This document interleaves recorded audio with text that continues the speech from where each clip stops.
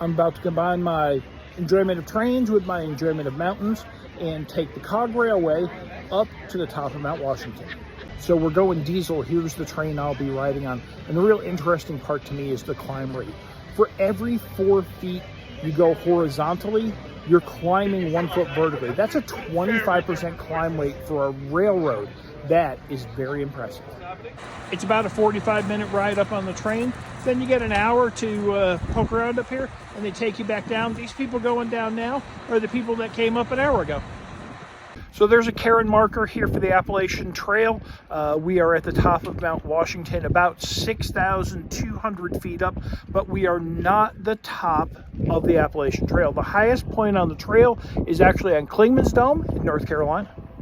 All right, here's the actual summit, 6,288 feet, marked by a sign and a U.S. Geological Survey marker, and a nice cairn that people have been putting up, and I just saw somebody even contribute to it.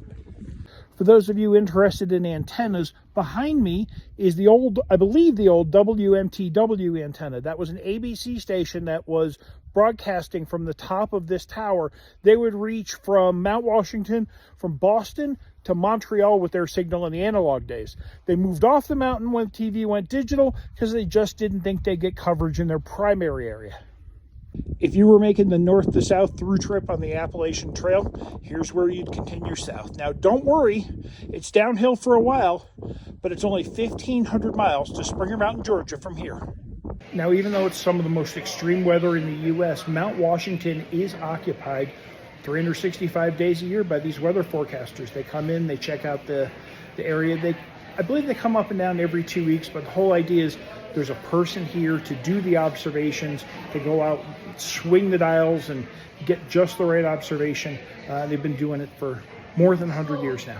I love this sign in the museum, home of some of the most extreme weather. 235 mile-an-hour winds have been recorded here, and it's September 20th, and they've already had some snowflakes. Here's a device that recorded that 231 mile-an-hour wind speed in 1934. How did they get information about the wind speed down? Why, they used radio, of course. According to this, call signs W1XR and W1UN were the ones used during 1934. So great time on the Cog Railway. Total time spent about 3 hours, 45 minutes up, an hour up there, 45 minutes back, and then time to get settled and those kind of things. But it was a great ride. They get the steam engine, doesn't go all the way to the top, but you could ride that if you wanted an option as well. Got to go up, spend some time up at the top, do a little radio too, and saw some radio gear. So great time today, the Mount Washington Cog Railway.